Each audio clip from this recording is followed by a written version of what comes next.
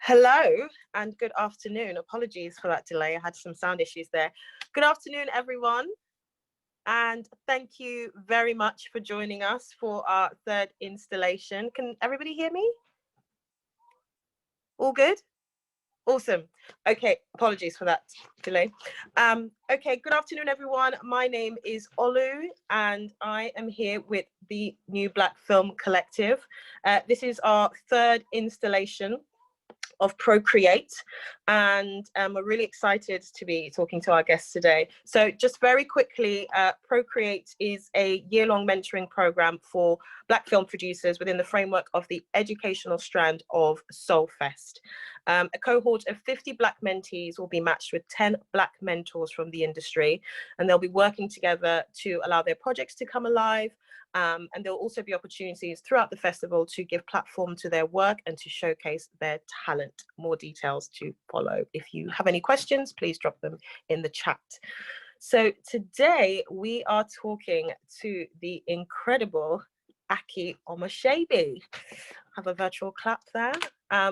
So I'll just give you a little bit of a background about Aki. Aki trained as an actor in performing arts, and he has starred in numerous films, TV shows, West End and Broadway productions. He's recently moved into filmmaking, and he's currently starring in cinemas actually in the film Burning Men. This was released in March 2019.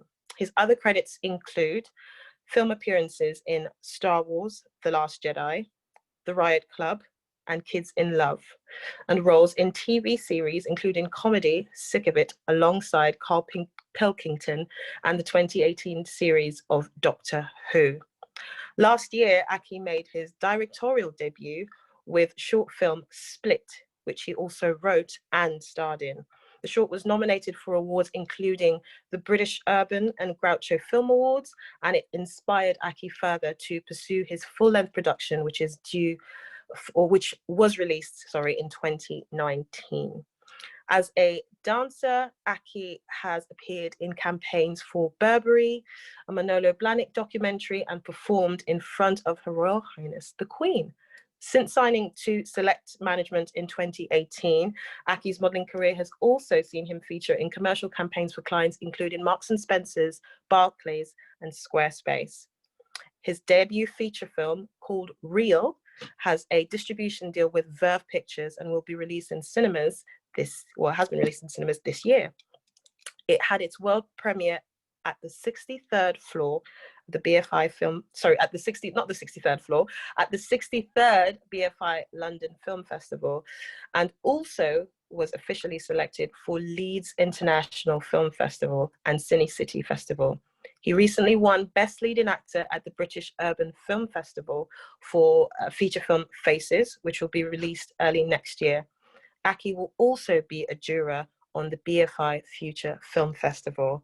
And I'd like you to join me in giving him a bit of a round of applause, because that is an incredible resume. So Aki, over to you. Is there anything that you want to say initially before we shoot straight into the questions?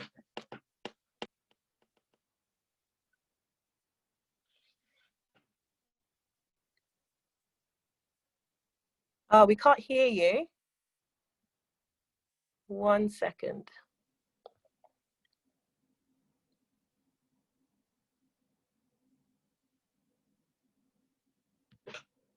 Can't hear you yet. Check that your mic is not on mute.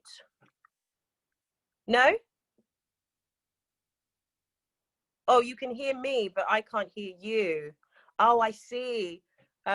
Double check again. So I'll just take myself off mute perhaps and try something there.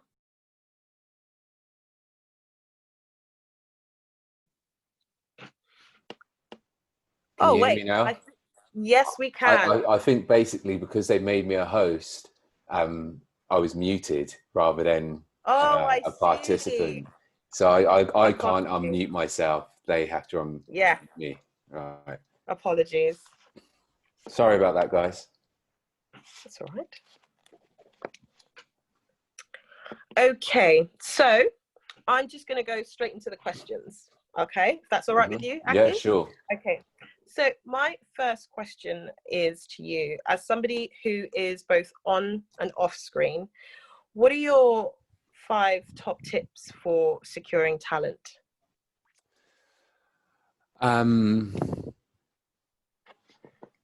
Being authentic, making projects that you feel the actors will connect to, and likewise with crew. I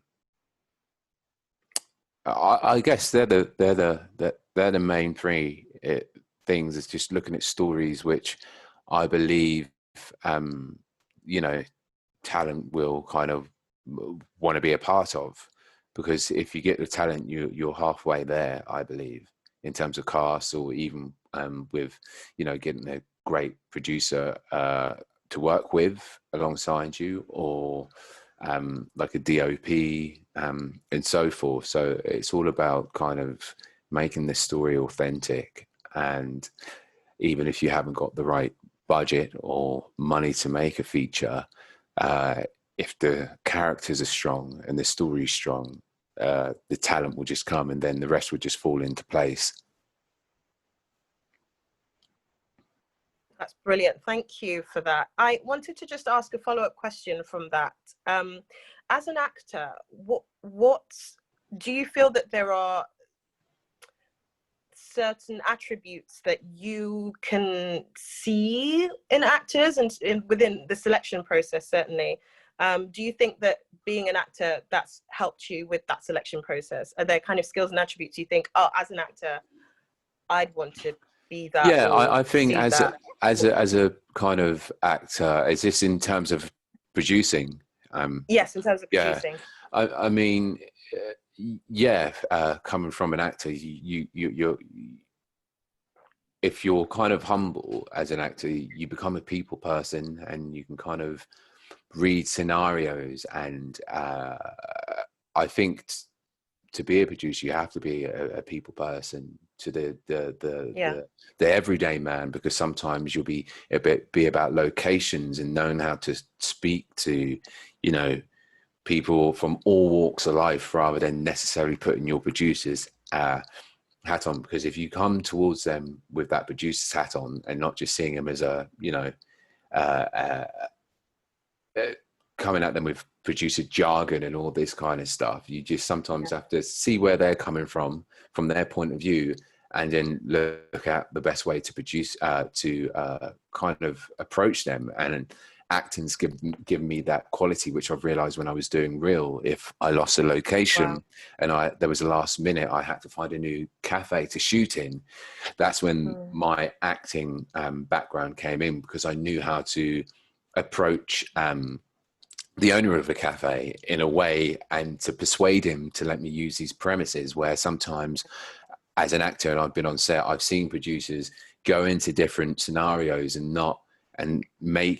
making the owners feel slightly alienated, or this kind of, not fake, but this kind of, oh no, it's all fine, it's great. And some people can read through that. They just want an authentic person, and just like, you know, hey, how you doing? Yeah, this is what we're going to do. Just so that you're on the level with them. And they're more than happy to go out their way if you're on the level with them and understand where they're coming from. That's brilliant. So there's interpersonal skills coming in, really massively. crossover between both roles. That's so interesting. Thank you for sharing that. My second question, or third now, would be, what are some of the things that filmmakers can look out for to avoid casting talent that isn't right for the role, especially when you're looking at self-tapes, and particularly now there's such a difference to meeting the person. What are some things that you can look out for to avoid making the wrong decisions? Well, just sometimes it's as simple as if they get a sense of the character, and if they've read the script, and if they understand the tone of the story, because some people don't kind of get it. Some actors, as an actor myself back in the day, I would show what I believed they wanted, rather than show what I think I can add to the project. So I was trying to please them in, like, they want the character like this, they must see the character like this. And then, like I said, that loses authenticity, rather than coming from me, and just like, this is what I'm going to do with the character, and I'm going to hope that they like it. And that's a great way to kind of, when you're casting, with your team, or when you're looking at talent, it's like, what are they bringing, what are they adding, rather than, don't try and show me what you think I want, because sometimes I don't know what I want, because sometimes breakdowns can be a bit confusing, and I know that as an actor, because they can say certain words and actors get stuck on that word. Oh, he's this, so I'm going to show them this. And I think that's the wrong way to do it, to be honest with you. Sometimes I just think, you know, have a loose kind of breakdown, but let the actor make a decision. Let the actor read the script and kind of go, right, okay, I think I want to play this character like this. And then I think that's when you'll get the authenticity from the actor. And that's when you'll most probably more connect as a producer. Because sometimes I think as actors, they try to please too much because they want the role so bad. And then they lose the groundedness of it. So that's what I kind of look for, is a grounded performance, and to get a sense of the person who's playing that character. Amazing. Thank you. I just wanted to ask a follow-up question from that very quickly. In all of the work that you've created, have you been part of the casting process from the beginning to the end, or did you, as a producer, step in at a particular point? From the beginning to the end. Yeah, so from so I'm saying from the beginning. Oh, from the beginning to the end.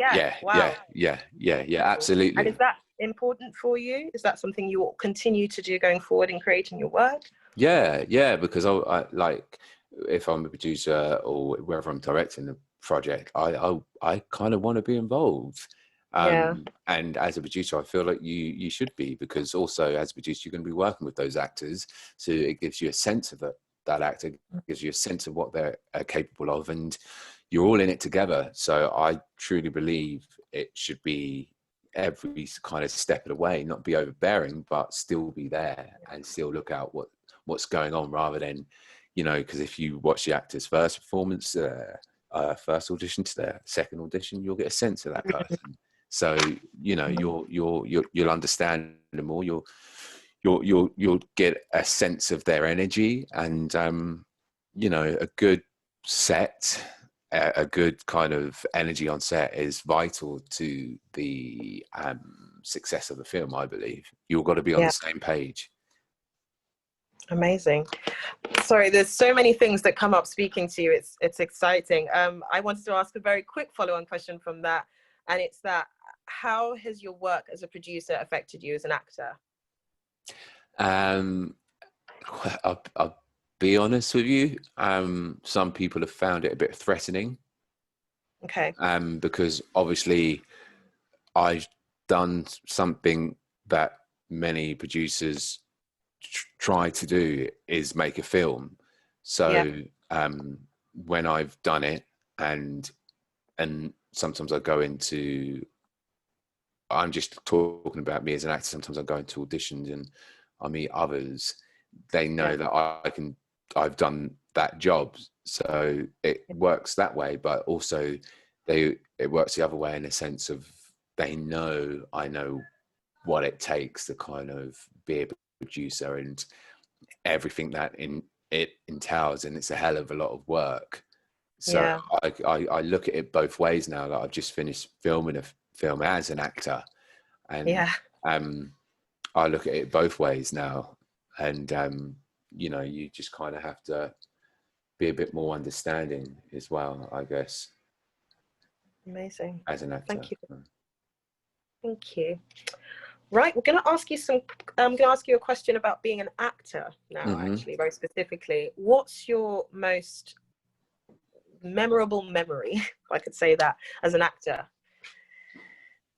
If you could name one, that is. You could name two. The most memorable memory, I was doing a show called Hair with the Broadway cast, and there was 2 moments in that, and at the same time I was doing Hairspray in the West End. So I was doing Hairspray in the West End, and then I had to take 2 weeks off of that to fly to New York to rehearse for Hair. And I'd never been to New York before, and landing in New York, staying opposite the Empire State Building, whatever it's called, the Empire. I can't think. That was a thing. And then the closing night on Hair, when it came to the West End, for me, that was something that will stay with me. The audience, we just finished the first number, and they just gave like a 10-minute standing ovation. Wow. And that, as always, kind of stayed with me. It's an experience that I will never, I think I was pretty much almost crying, because I was just so overwhelmed by it, this thing that the arts can give to an audience, and also the thing what actors take back from that.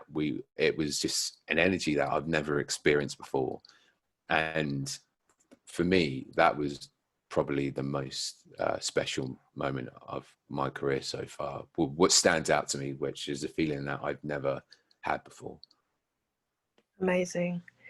What are some of the things that you think the arts can give to an audience, and why is that related to some of the reasons that you make work yourself? The arts can give a hell of a lot to an audience, and what general public, government, and everyone don't realize is from the beginning, from stories from when you're a kid, from nursery rhymes, they're installed in our society, in our minds, from the Bible, from whatever. It's stories, it's art, and it can add so much into society. And it opens up the things like jobs as kids. That, how do you know you wanted to be an actor? How do you know you wanted to be an architect? How do you know you wanted to be this, or a ballet dancer?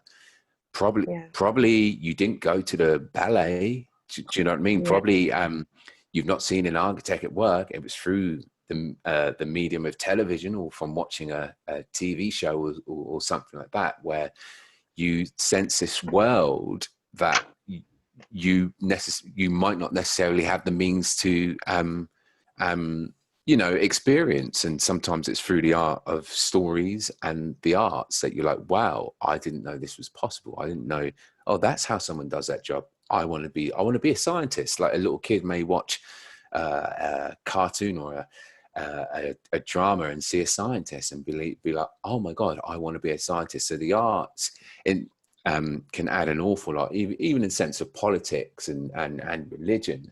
It seeps into society, and that's what people sometimes don't realize, how much it seeps into society. Because I was having this discussion with a producer I'm working with at the moment, and we were talking about an architect, and I've never seen an architect. The only time I saw an architect as a job is on films, when they turn up on building sites with these massive papers, and you know, them American films, and like, we do this building here and you do this building here. When he said in reality, what architects do is make other people's houses nice. And sometimes theirs is not as nice because they're spending a lot of time making other people's houses nice. But in the movies, we think, oh, the architect will live in these big houses and it'd be all special and that. And that's what I thought it was, because that's what we saw through, you know, the arts. So it kind of, it adds a lot in society, more than what we ever know from stories from back in the day till now. It shapes society. And that's with music as well, and dance and theatre, everything. It shapes society. It inspires. So, yeah. Thank you so much for that. Okay, so my next question to you will be, what helps you feel valued on set? And I'd quite like you to answer this as a producer and as an actor, if that's okay. As a producer, what makes me feel valued on set is seeing the cast and crew happy, and seeing that we're all in this kind of boat together, and we're all kind of aiming for the same thing. That's what makes me happy as a producer, that, you know, we have one goal, and that is to make this the best film that we can, whoever joins the film along its journey. That's what makes me feel valued as a producer, and feel happy. And as an actor, I guess it's just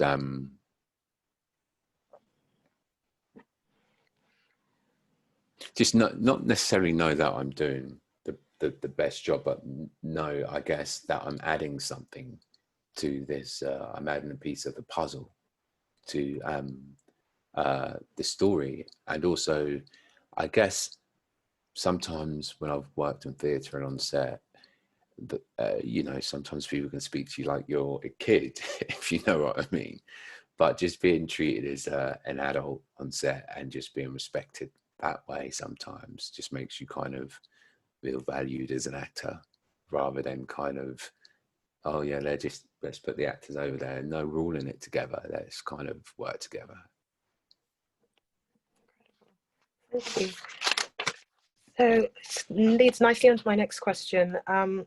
Could you tell us a bit about your transition to on screen from behind the camera?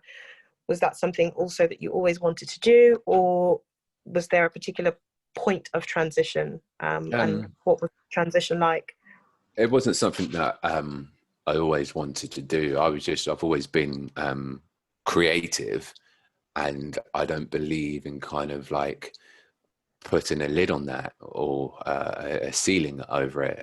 If I'm a creative, whether that's acting, writing, directing, producing. It's just something that I do, and I'm curious as a person.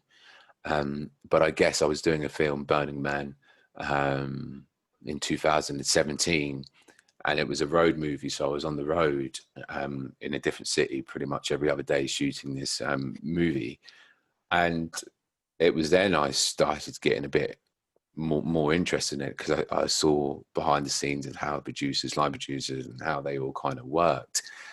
And I just made this, it sounds stupid, but I just thought, well, they're a human, I'm a human. If they can do it, I can do it. They don't have a superpower. It's just hard work, and it's just tenacity, and kind of working out certain scenarios. So that's what made me that was a turning point for me. It's just like, there's no special ingredients here. It's just hard work, and just kind of finding the right story and something that you're passionate about, and just thinking a bit out of the box. And that was it.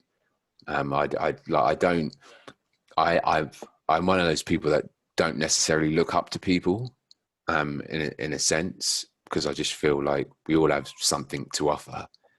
And sometimes when you look up to people too much, sometimes it makes you feel like you can't reach those heights as well, or stuff like that.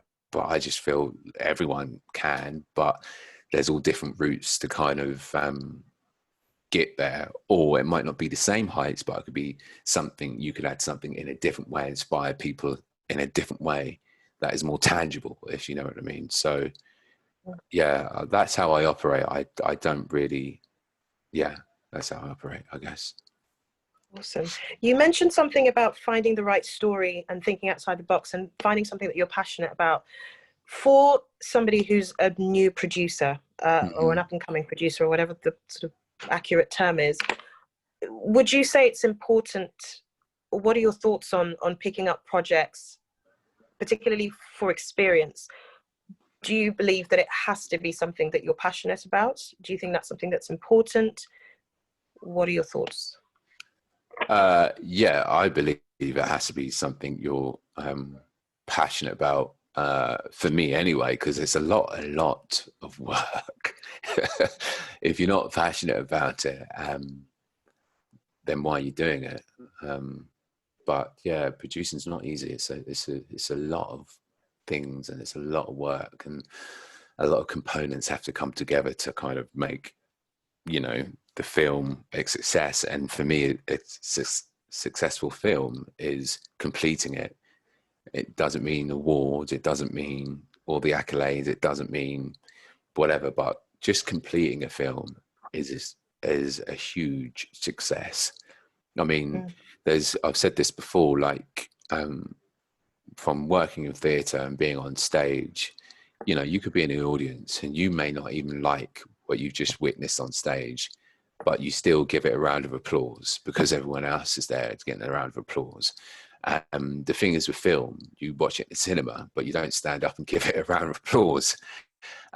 When you look at the credits of everyone that works on that film, like, even if it's a film you don't like, so many people put so much hard work in that film, and I just think like every film deserves a round of applause because it's a huge hurdle. So yeah, you have to be passionate, because what's the point? Leads nicely onto the next question. What nuggets of wisdom have you gained from the process of making as a producer do you feel would help Black filmmakers in production? I guess contracts. That's something that I've definitely learned. Just be above board with everything. Get your, is it eggs in a row or hens in a row, whatever. Make sure everyone signs contracts. Also, like I said, think outside the box.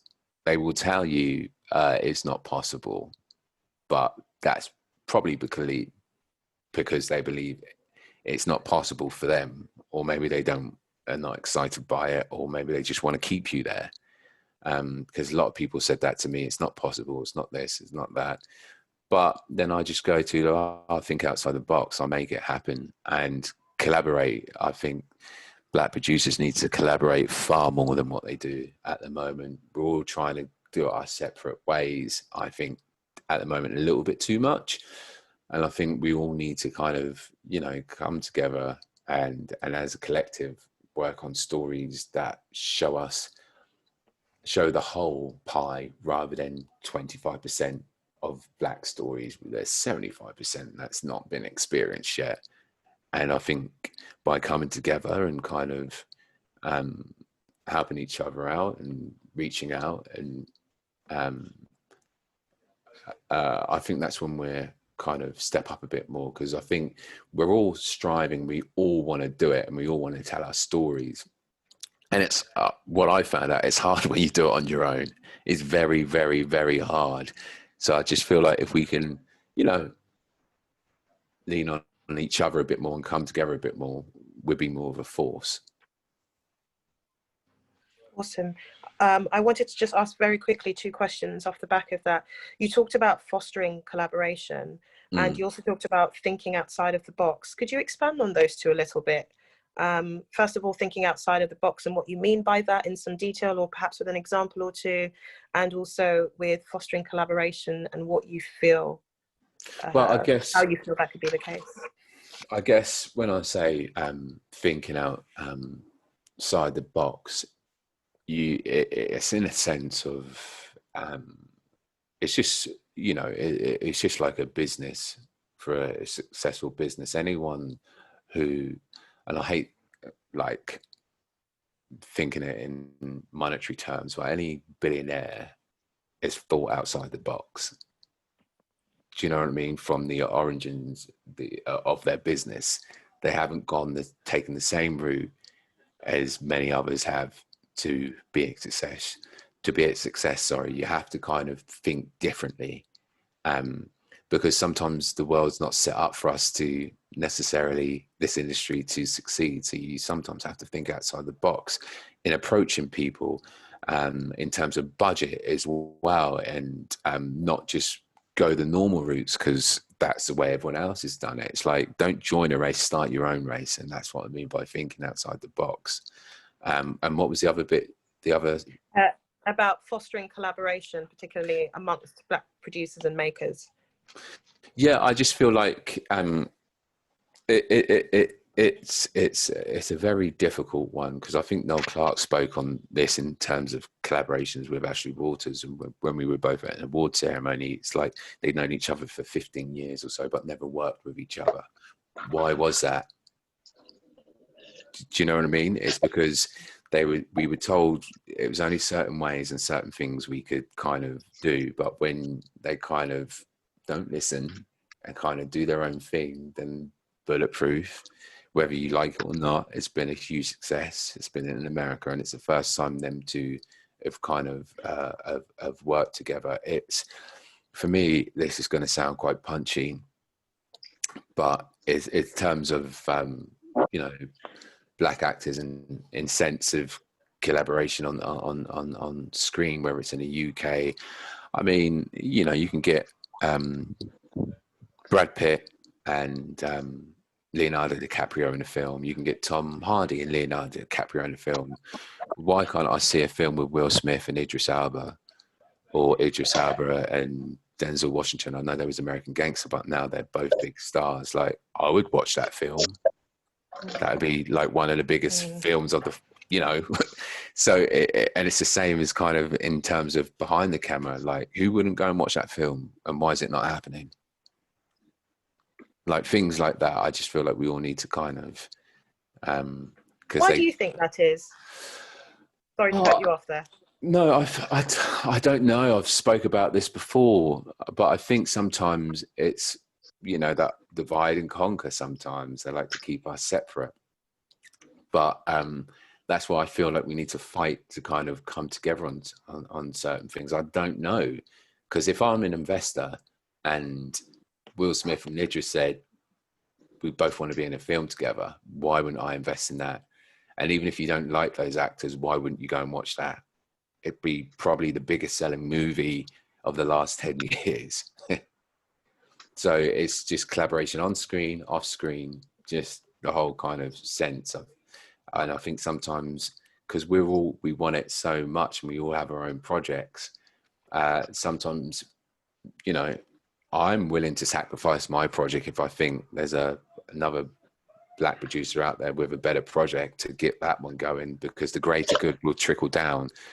I hope it will, but I do that all the time. If someone's story is better than mine, then I'm going to do that. But then you don't, at the same time, you don't have to do that. Do you know what I mean?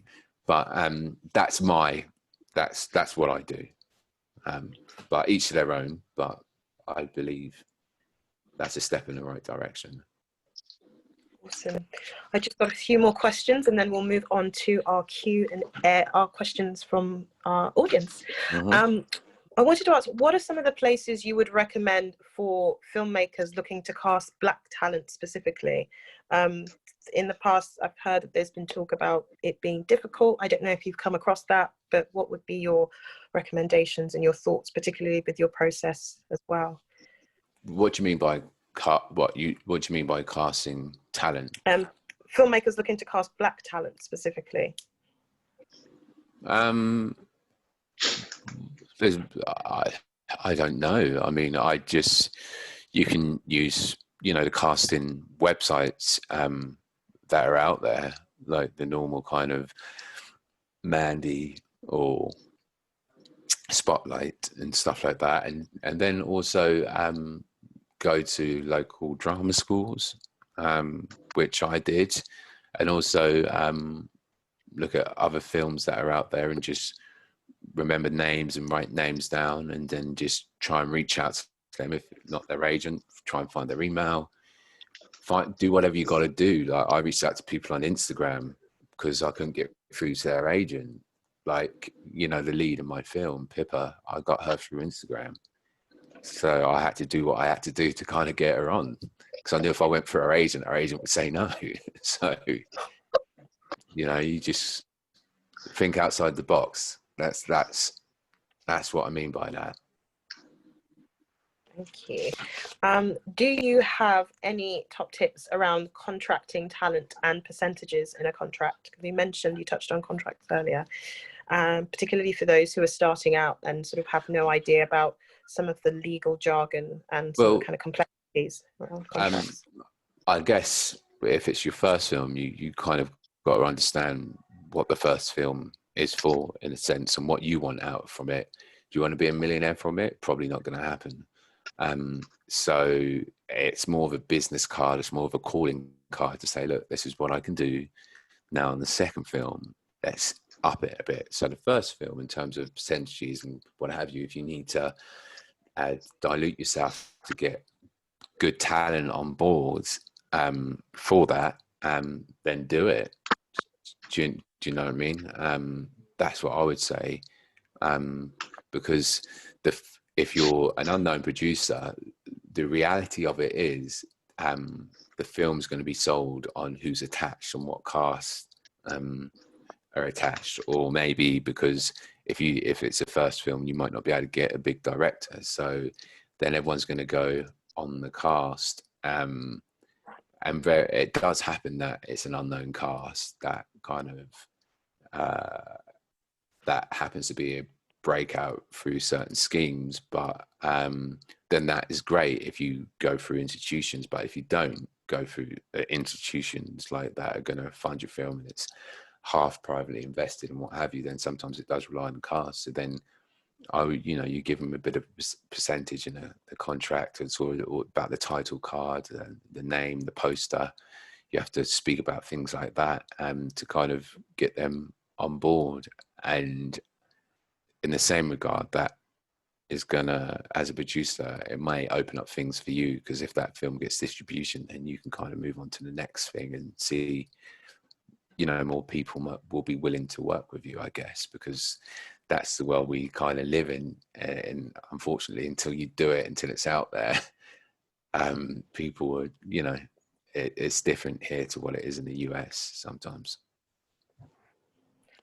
Very quickly on that, would you say that there is a difference market-wise, where here you feel like as a producer, until you do it, it doesn't come, as opposed to the contrary in the States, where I think sometimes in the States, like I said, they're more open to collaboration, where here sometimes they won't collaborate until you've done something, right? Okay. But sometimes if you collaborate early and then you both do something together, magical things can happen. So, and there are two instances in my life. One, when I did a film called A Moving Image with Shola Amu, he reached out to me on Twitter.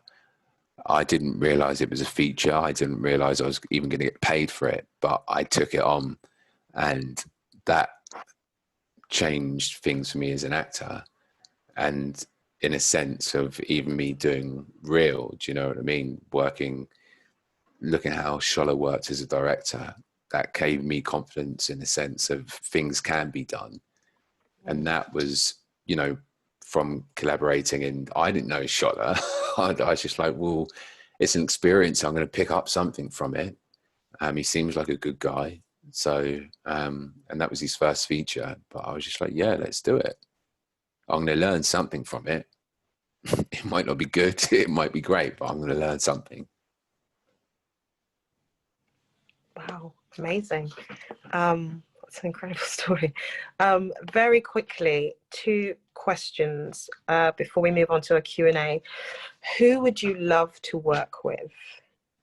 Both as an actor and a producer, actually. I'd quite like to know on both ends.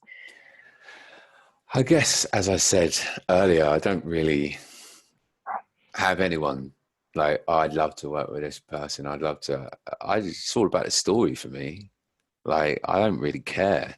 As long as there's I know it might sound arrogant, but that's just me. I don't have, oh, I really want to work with this person as an actor. No, there's so many actors out there that are talented that might not have the same accolades and awards and what have you. But for me, as long as the story's great and everyone's a decent person and the director kind of knows what he's doing, I'm open to working with a lot of people. It's just about the story for me. So for me, it doesn't matter who they are, as long as we're on the same page, as long as we're working on the same house, so to put it. We're renovating the same house, like, that's all that matters to me. I don't care who the director or who the actors are, as long as they're passionate and good at what they're doing. Awesome. And the last question from my set is, talk to us about your film, Real. It's a very exciting film. Real? Yes, please talk to us a little bit more about it. Yeah, Real was, like I said, one of those films where we had a tiny budget. We shot it in 12 days. It was like 50 grand. K. Yeah. So it's, like I said, it's one of those ones where I really had to think out of the box, like certain things, as it was all handheld. So then that stops loads of setups. You know, if I had to do loads of different setups with the camera crew, that would have slowed it down, therefore adding more money, therefore not having enough budget for it. If it's handheld, I can just take the camera wherever, we can just chuck it in the car and drive to the next location. It's quick and easy. But yeah, it was a great experience for me. It was something that I wanted to show, a story where, with 2 black protagonists, where it wasn't about race, wasn't about the usual kind of stories we often see, whether it's injustice, imprisoned, or so and so. It's just 2 people living their lives, trying to get through it, and at the same time trying to forge a relationship in a kind of a romantic sense. And I hadn't really seen that in British cinema in the last kind of 10 years or so. I mean, there may be films out there which I don't know of, but I didn't see it. So that was what I wanted to do with it. And it's early stages. It was released. I feel things will hopefully come to it. It's hard in this climate with this type of film because, like I said, we're not used to these kind of black stories. So you're competing with a lot. And when you make it independently, truly independently, you are competing with people with a lot more money and stuff like that. But we're really happy and excited for the little life that Real will have, because we're adding something in it. Like I said, it's a small film, but I'm made up with it, and I'm happy that we managed to cross the lines, get it in cinemas. And if you'd have asked me a year ago, would I had a DVD selling in HMV or what have you, then it's a win-win for me. Did I answer your question? You did. Okay. I wanted to ask you, working on that, because I was struck by that when I was looking into sort of the detail of you making it. 50,000, 12 days. Was that terrifying? And were you solely coming up with ideas, like you're saying, thinking outside the box, off the cuff? Because with that kind of resource, with that kind of time constraint, you produced it, you were in it, you'd have to think about so many things. What was that like? It was a lot. That's a pressure cooker.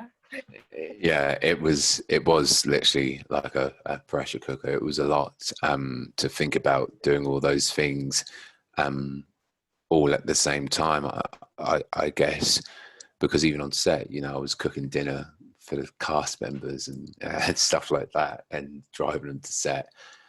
So it was a lot, but like I said, you kind of have to be a people's person. And you know, I wasn't shooting in London, so I was shooting in areas sometimes where there wasn't filming. Like, they've never experienced like a crew or coming down with camera and kit. So, you know, to the everyman, you have to kind of, you know, give something back, make them feel excited about what you're doing, and stuff like that. And then I think things will kind of come, you know, will open up. It's about making people feel like they're included in this journey, not just telling them what to do, asking them. Like, don't give orders, ask. Like, make people feel included, like we're onto something here. And I think once you do that, people are willing to work hard for you. People like to feel a part of something, not just kind of just doing work. They want to feel a part of it. And once you make them feel a part of it, they're all willing to kind of go that extra mile. Incredible. Thank you. Congratulations. It's very beautiful. I can't wait to see it. Well, thank you. We'll talk a bit more about where people can find it afterwards, if that's okay. I'm just going to go into some of the questions. Thank you so much for that. It's very insightful last period of time. I could ask you questions for ages. So our first question is from Remus Khalid. I hope I've pronounced your name properly. And Remus is asking, where I live, there isn't many auditions. How can I find casting calls? Is that as an actor? That is as an actor, I would hope. Remus, if that's not the case, please let us know. But you just kind of got to put yourself out there. I've been helping my friend out, who I went to drama school with years ago, and then he was an estate agent for the last 10 years.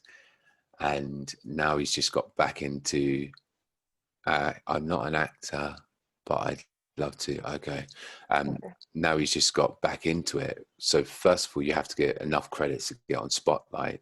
So before then, I suggest going on places like Mandy, Star Now, and things like that, just to get your credits and try and get short films, and just pick up experience that way. And then you'll get credits. And once you start working, it's that analogy. You have to be on the pitch to score a goal.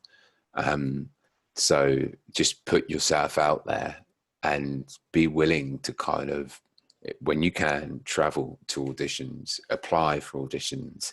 And that's what I said to my mate. And the last month, literally since lockdown, he's done 3 films. I mean, they're not massive films, but they've been shorts. They've been an extra. But he's on the pitch, he's playing. And at some point he will score a goal. But you can't be on the sub bench, you know, to score a goal, you've got to be on the pitch. And now he's on the pitch, he's playing, and he's working it out. But you just got to, you know, look at films, send emails to directors, try and find their emails, casting directors, make sure you get your headshots, make sure your CV's done up, just write nice emails to people. It doesn't have to be a long one, just kind of, you know, show a bit of that passion and just record yourself. What I used to do is record myself doing monologues and just send it out to agents over and over and over and over and over and over again until someone would say yes. Wow, that's incredible tenacity. Thank you for sharing that. Our next question is from somebody, shorthand M. What things do you consider when transitioning between theatre and film acting? Right, it's very simple. In terms of technique, acting technique, theatre, you got to kind of be like the sun. You got to radiate. on stage. TV, you got to be like the moon. You got to kind of entice people, got to kind of, you know, they want to read it. The moon's mysterious. You got to draw people in. And then different types of acting. But at the same point, I did, you know, I was doing musicals, so I had to put myself out of work. I had to take that risk back then. Like I was, you know, I did about 5 West End shows and I was earning money, but then I had to make myself unemployed so people would take me serious to kind of transition to TV and film. It wasn't easy at all, but that's what I wanted to do. So, you know, through pain comes growth, comes learning.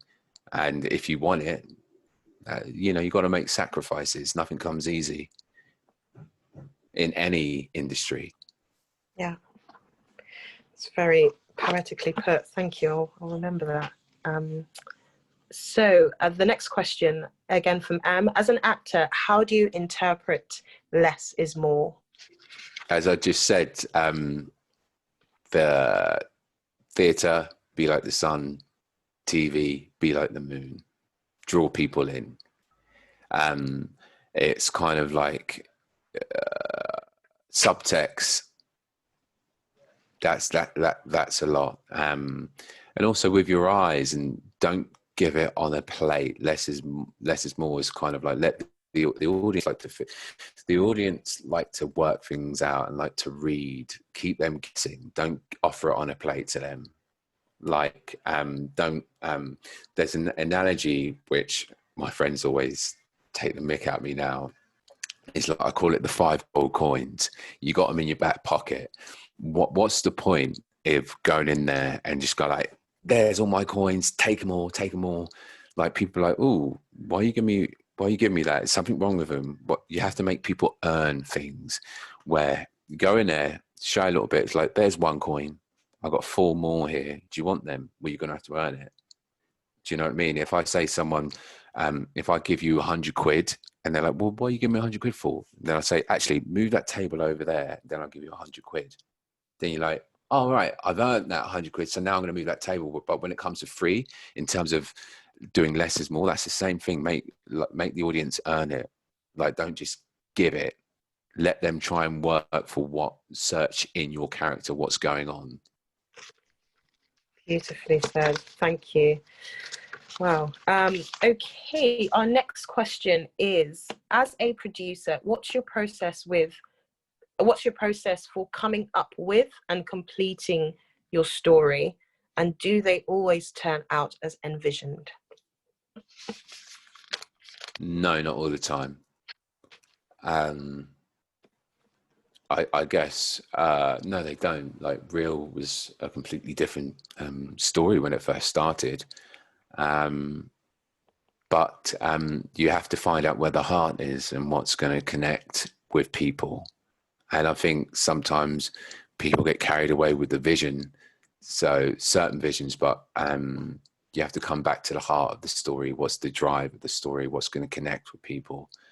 And it's okay if it changes. That's the one thing in life that happens, and that is constant, is change. But as long as it's for the right reasons, leave the ego out of the room, focus on the story, and then I think you'll get to where you're meant to be with your vision. And in terms of your process within that, do you have a plan in advance, of course? Do you adapt it based on challenges, or do you adapt it? Oh, you adapt it both. You adapt it on challenges. If someone throws you a curveball, you adapt. Do you know what I mean? That's what I did with Real. You have to. You can't be, like I said, it's give and take. You know, you can't be too stuck on something sometimes. Not when you first start. And now you have to adapt things to kind of. But then at the same time, it's that fine line. Keep a balance of what the actual story is. But you have to be malleable. You have to kind of adapt, because one thing in life is like you can't control other people. You can only control what you can do. So you have to be able to kind of move. I was just And about to just say something really cheesy. Then. go on, say I was it. going to say, like Bruce Lee says, move like water. Love it. You Water put it down. adapts. And just off the back of that question, actually, how do you avoid going so whilst adapting, whether it's challenges, whether it's coming to the heart of it, whether it's something that you discover along the way, how do you avoid being so far away from just going off at a tangent, really? Well, you have to remember why you started it, and don't go too far away from that. And like I said, if the heart of the story or of the project is gone, and then you're going too far away from it, it's like, what are you doing it for? So always keep that seed there, because from that seed, that's where you are now. Because then you don't want to plant another seed, then it's a different film altogether. So like, just nourish the roots and things will grow. Don't start planting another tree because this one still needs work. To stick with it. And as I said, it's just, so that's what I say, is it's okay to change like the seasons, but it's still I don't know, we're still on the same earth. Do you know what I mean? It's still coming from the same thing. Thank you. A question from Chantel Carria. When working on your independent film, how did you approach your timeline? Are you quite insistent on a timeline? And how long did your film take from development to release? So should I ask you that in parts? Do you remember all of that? More specific on timeline, as in the film, or just production, or what? Chantal, if you'd like to clarify that for us, let us know. But perhaps in the meantime, we could answer production timeline, she's written. Production timeline. Well, when you're filming, you kind of have to kind of keep it to, I guess, your schedule, because that's money's involved. So try and keep it. I mean, sometimes we lost a few scenes, but we crammed a lot in 12 days. In terms of pre-production and story and development, I mean, you can write a script in a month. I've done that. Developments, however long you want to kind of do it. But listen, I guess what I would say in terms of development, for your first film, it's very rarely you're going to nail the perfect story, the perfect film, the perfect characters, the perfect set, the perfect, I don't know, it doesn't exist. What's more important is the doing. And in doing is the learning, and that's the growing. You know, if you do try and nail it to be perfect the first time, where'd you go from there? So I've always had that analogy, like even when I set out with real people, like, well, you have not produced before, you're not so-and-so before. I'm like, so what? In doing, that's when I'm going to learn, and that's how I'm going to grow. And then the next film's going to be better. And then I tell you what, the next film's going to be better than that. So there's no rules. That's the thing what really annoys me. And I guess a little bit, people stick to certain rules, and I make the rules whatever you want them to be, I guess. That's how I mean, each their own, but that's how I operate. I just I don't stick to rules. And timelines are what people, I mean, when you're in production, obviously, but I'm talking about development and stuff like that. I'm just crack on. Brilliant advice. A question from Blaze Singh. At what stage of production did you involve a sales agent or distributor, if at all? I didn't have a sales agent. That was me. Yeah, so I pretty much did everything on Reel. But even with distribution company, again, I didn't have a sales agent. So it was me thinking outside the box again. It's kind of like, because sometimes with black films, it's hard to find distribution. So you have to kind of go outside the box. It's hard to get a sales agent. And to be honest with you, if I'm really honest, I didn't even know what a sales agent was when I was kind of got to that point. So I knew distribution, so I just would look at distribution companies on the IBD, look at their kind of films they've released, find their email, guess their email, keep hounding them till they watch the film. And then I realized an hour and a half was too long for anyone to sit at the computer if they don't know me. So I made a little teaser, and then I sent that out, and then I kept sending it and just saying, watch the teaser because I think this will be your kind of type of film. And then that's how I got distribution. Someone replied saying, I like the teaser, can I watch the whole film? But yeah, I didn't have a sales agent. So I just, like I said, if you write a nice email and you're pleasant and you show a bit of passion, but not too aggressive in it, but you're kind of, they understand there's a drive there and a tenacity there, and they looked at what you've done to kind of get to this place. Like, I've sent so many emails that people just laughed and didn't reply. Like, I have no boundaries, and I believe that. Like, I was sending Ava DuVernay emails, I was sending people like Stay Macro in the US, Will Packer. Like, I had conversations with them. They didn't know me. I guess their emails, and I was sending them emails because, yeah, it might not be there. Charles King from Stay Macro did Mudbound and did the new one with Daniel Kaluuya, the Judas. I was sending them emails. They didn't know me, but I didn't care. Like, what's the worst thing they can do is say no. Like, like I just didn't have, like, I didn't put myself in a box. And the next thing, is in the future, there might be something there, but it might not be their type of film. But I just didn't care. I was sending everyone emails because I wanted to get this film out there. People was calling me mad, but who cares? I absolutely admire that tenacity and courage. And just from everything that you've said, it seems that that's one of the attributes that's needed to go forward, because there's a lot that you're having to push through.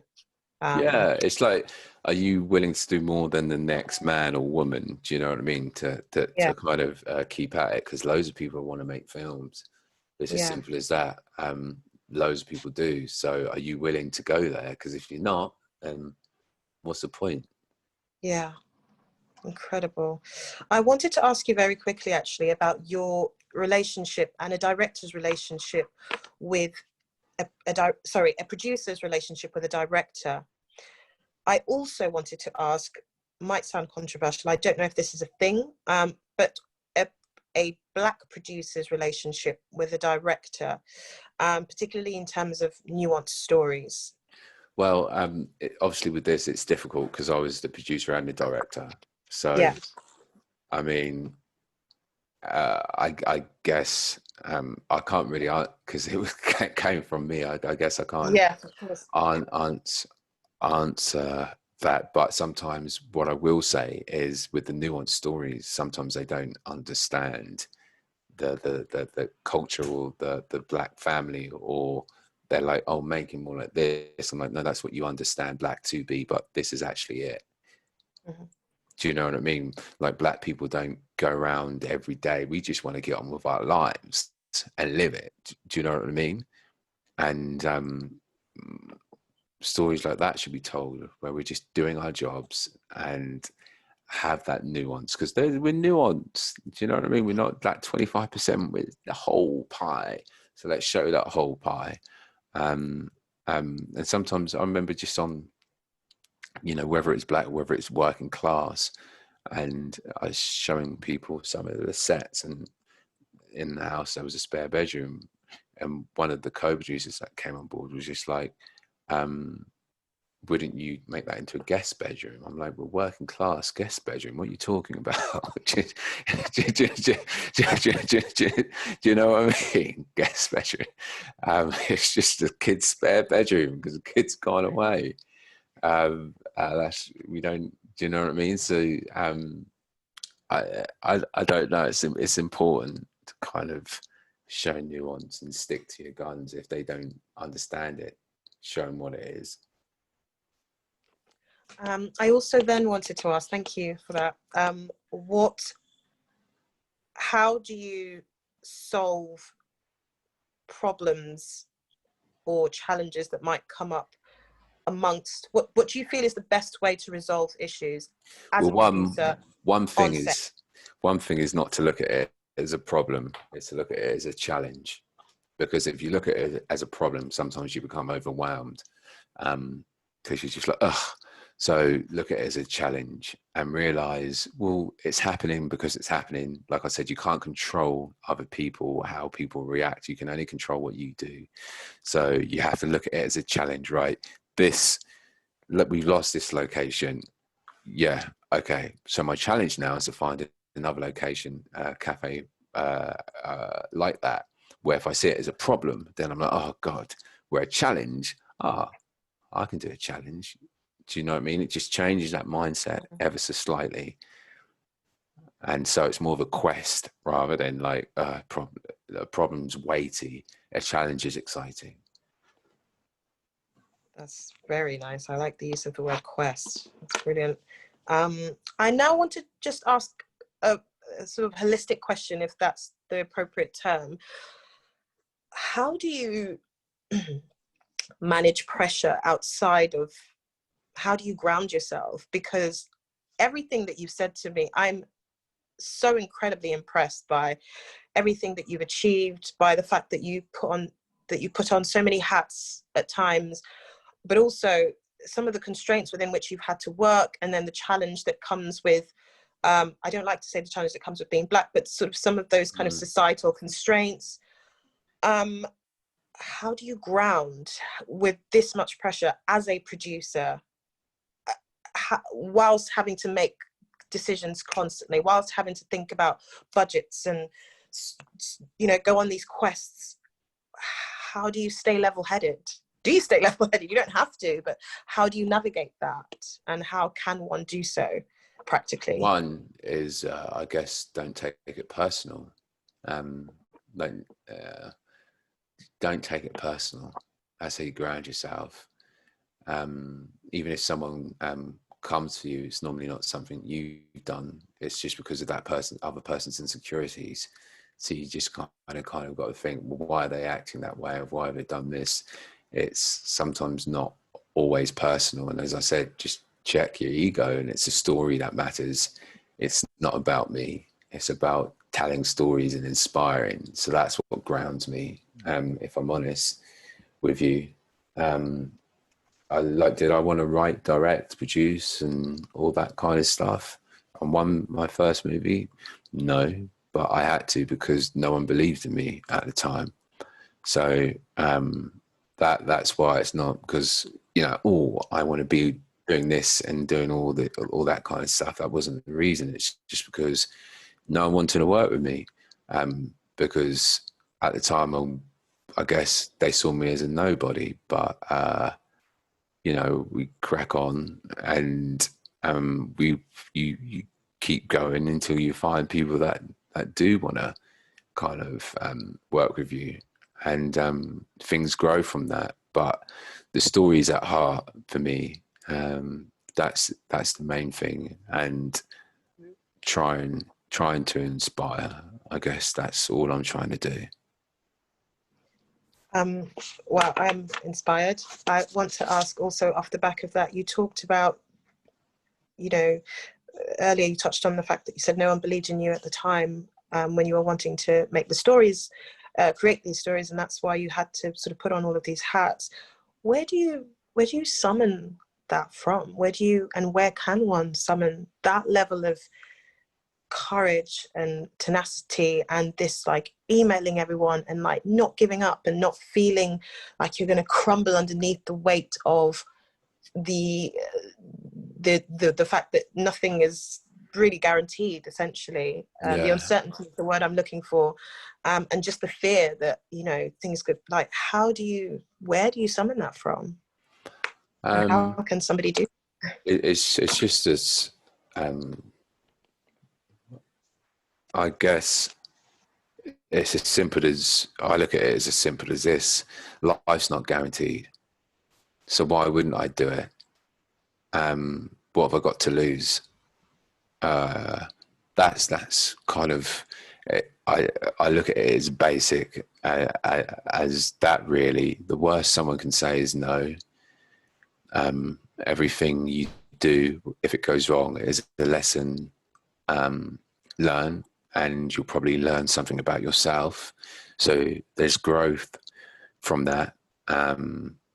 Fear, it's a thing. I experience it, but I push myself through it, because I believe that's not where the magic is, but that's where that is where the magic is, the other side of that. And it's like, when people realize, when they push through fear and stuff like that, you'll feel better about yourself. And because you've done it, it's like, if you've never got up on stage and just done a talk before in front of people, stood up and gave a speech in front of people, normally people are nervous about it. But then after you've done it, you feel great about it. You've learned something new about yourself. You don't know it yet, but something in your mind's going. I'm not saying it's easy, but you have to kind of just keep pushing yourself. You can't be stagnant. Nothing happens. When you stay the same, you don't test anything. You just get the same results as Kendrick Lamar lyric. And excuse me for swearing, but shit don't change till you get up and wash your ass. It's as simple as that. Wow. Yeah, that's incredible. Does anybody have any other questions? I have a few on my mind, but I'm just checking that I've asked everyone's question. I'm just going to do a quick check in the chat very quickly. If you have any questions, just let me know. But I've just got another question here. So with regards to the process itself of, you know, becoming a producer, somebody woke up tomorrow morning and they said, I want to produce. Of course, there are, they could go online and research. And was that your process? I know that you had the opportunity of being on set as an actor and observing from there. Without having had that, where would you advise somebody to go?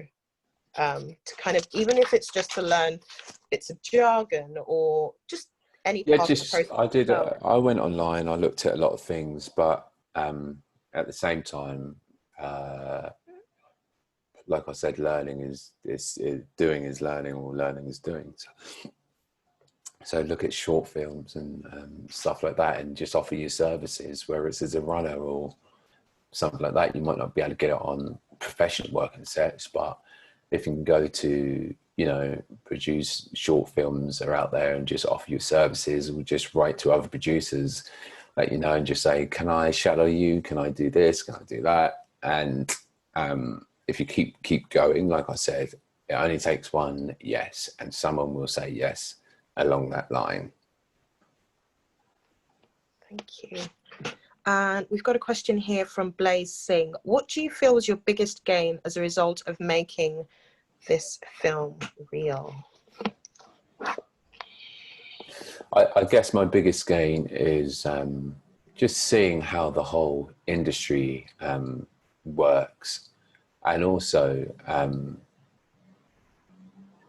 I guess just seeing how the whole industry works, and just also having that, like I've been saying, that belief to kind of say, those people are going to say no, but you just have to, you've got it in you. I guess that's my biggest gain, that stories are stories, and if it's a story you're passionate about, it can be achieved. Yes, it is hard. I'm not saying it's not hard. It's very hard, but if the story is right, you don't need the fancy equipment and all that kind of stuff. You'll figure out a way to do it. I think that's been my biggest gain, or maybe I don't realize what it is at the moment. I'm still kind of in the midst of it all and trying to analyze it a bit myself. Amazing, thank you. But I guess what I will say is, like I said right at the start, people take me serious now, and more people are reaching out, which some I kind of, you know, take on board, and some I'm just like, I'm good. But I guess people are willing to have discussions now, not just in the UK, but in the US. So, which leads very nicely onto our next question. Is it easier? I mean, you know, experience-wise, you know, there might be, I don't know, a sort of a blind spot here. I'm not sure, but do you feel like it's easier to be a Black producer in the US or in Africa as compared to the UK? Is there a difference? And Africa's, you know, the entire continent of Africa. I don't know about yeah, Africa, but Real exactly. was showing out in the Pan-African Film Festival this year. God, it feels like it was last year. Jesus. And you know, the Producers Guild of America over there, it's tough being a producer over there as well, and kind of getting into it is not easy anywhere. I mean, it's anywhere, I guess, a producer is hard work. There's no shortcuts. Whether it's in African countries or whether it's America or whether it's here, it's hard. Sorry, but I just got to be truthful. It's not easy anywhere. Thank you. We've got a question here as well asking, how do you manage downtime, both financially and how you use that time, if you have downtime? That's the question. Yeah. Yeah, that's the thing I probably struggle with, to be honest with you, is downtime.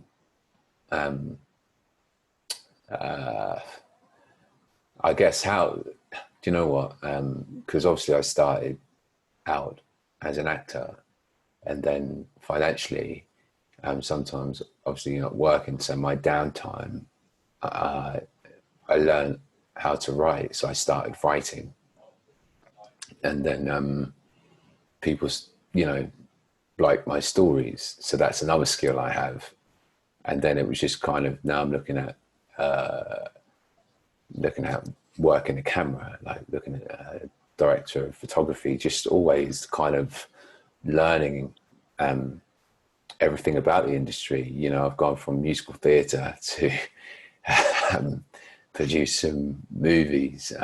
So my downtime is quite often, I'm a creative. So let me see, like I said, I'm curious.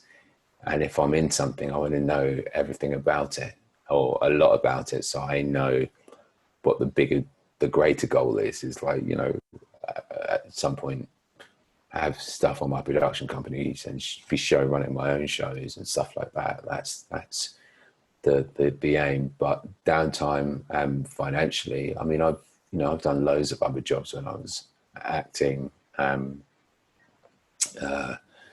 I used to work front of house with my brother's restaurant, loads of things, and you have to do things like that because that's a sacrifice you've got to take, and you have to understand, if you want to be in this industry, there's no easy way around it, to be honest with you. And then the same thing, I guess there's no such thing as an overnight success. It takes a lot of time, and then even if it is an overnight success, it's a talent that keeps you there. And sometimes a lot of people who have that overnight success can't last there because they don't have the talent. So the 10 years of you trying to get there, you're building up your talent, you're prepping yourself to be ready for when that opportunity comes.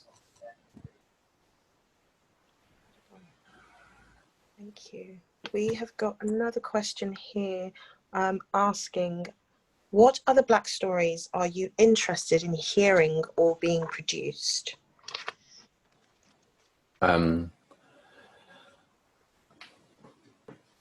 Like I just said, any that speak from the heart and show other nuanced Black stories. Just me personally, I've seen enough hood movies and they're all great. I mean, each their own. I could watch more, but just different takes on them. I've seen enough about police brutality. I've seen enough slavery movies. What else can I learn from that, apart from being wounded emotionally? So I've seen those movies. I think we've all seen them time and time again. So let's try and show, like I keep saying, the other side of the pie, and that is just what goes on in our everyday life sometimes. Let us be free. Let us, whether it's science, whether it's horror, whether it's love stories, whether even dramas and stuff like that. Like I said, I'm doing a TV show about prosperity churches, which we haven't seen on screen yet, and that's a part of our kind of lives, or some of our lives. So it's just stuff that make us human, and not being exhausted or not being used as by the system or as a prop. So it's stories that show us in a, you know, in a different light, rather than this kind of constantly being emotionally kind of wounded. I mean, we tell those stories because they happen, and I do believe they're vital, but I feel like we need to balance the scales, you know, because we don't get that opportunity as much. Yes, I wholeheartedly agree. This leads quite nicely into another question that's asking, and I know that you've spoken about sort of the kinds of stories specifically, but what kinds of things, if somebody was to present a script to you as a producer or to a producer, what kinds of things should they be looking for in that script? Well, I try and stay away from stereotypes. I can easily tell when someone's written a story full of stereotypes and cliches, and it has to come with an authentic touch, something that people are going to connect with, something that is going to touch people. So there's that way, or there's the other way. If you're doing it just to make money, then, you know, it can be whatever. But the characters, it's all about the characters. The audience and you know, whoever's going to watch it has to either hate or love the characters. Even if they hate the character, you know, the character's still got to be a good character. You've got to give them reason to hate that character. So it's all about the characters, rather than some people just operate on plot and not enough on the character. And I feel like with a nuanced character, you can pretty much do anything. It's the same reason why we tune into certain TV shows. It's not because of the plot, it's because of the characters. So make your characters jump off that page. Thank you. I believe I'm getting a note. There's a few more questions, but I'm getting a note to wrap up. Unfortunately, Aki, I just want to say that this has been phenomenal. I'm truly, I'm not just saying this because we're speaking. I'm really, really mind blown by your process, by your journey as a creative, as an actor, as a writer, as a maker, as a producer. I'm very deeply inspired by you, and a couple of people have already commented well in advance to say thank you. This has been really, really good. So thank you so much for giving us your time. I know that you're in the middle of working on a project at the moment, and in fact you said you're in the production office. So massively appreciate you taking out the time to just share this incredible period with us. No, thank you. I like doing things like this. Like I said, it's here to inspire. We got to, you know, share what we've learned, and I don't know why more people don't share with what we learn, because what's meant for me is meant for me. What's meant for you is meant for you. Do you know what I mean? You're not going to take it from me. We can both be there holding each other's hand, walking forward. So for me, it's, like I said, it's all about inspiration and just kind of putting it out there, saying we can do it, and just to keep going.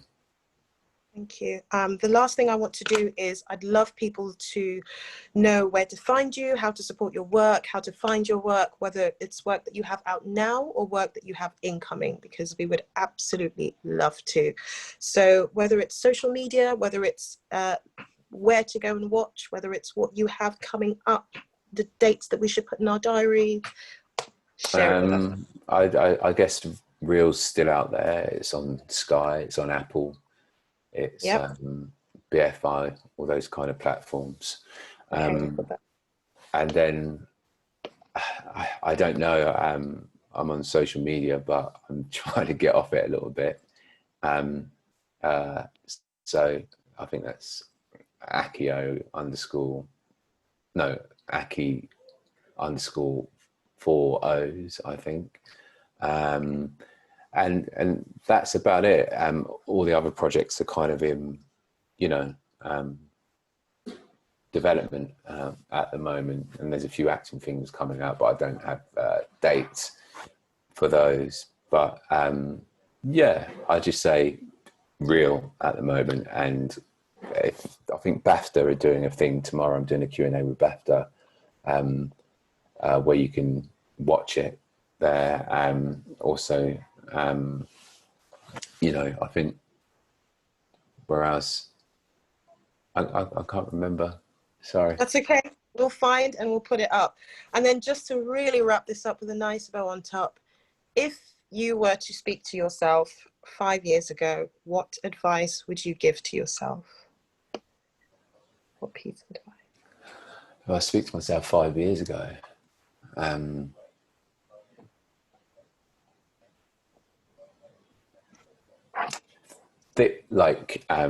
whatever comes your way, I guess, just keep going and keep that belief. Just stay with it, I would say. Probably I can't, I'm really bad at stuff like that, sorry. No, I put you on the spot, so I completely understand. It was the first thing that came to your mind, to be honest. Yeah, Thank you. Yeah, I guess just keep going and stick to what you believe in and what you want to achieve. Don't let people tell you can't, because it's normally they can't, not you can't. Beautiful. I think that's a wonderful way to end that. Aki, thank you so much again. Thank you. I can't emphasize that enough. I wish you all the best for the project that you're working on at the moment, and certainly all of the projects incoming. I'm really excited to see the development of everything that you do in your career. It's really exciting. I think your work's very exciting. I think your mind's a very incredible place. I've learned a lot today. I'm sure everybody has. Thank you again. Thank you. Have a lovely rest of the day. Yeah, you too, guys. Thanks everyone for that is here watching and listening. I appreciate your time, because you could have been doing something else, but you're here. So thank you. Yeah. Brilliant. That's it, everyone. Thank you so much for coming this afternoon. Have a good rest of the day, everyone. If you have any questions, feel free to send us an email. We're going to send out a survey as well after this session, just so that you can fill that out. So you'll receive that in your inboxes shortly. And yeah, thank you, everyone, and goodbye.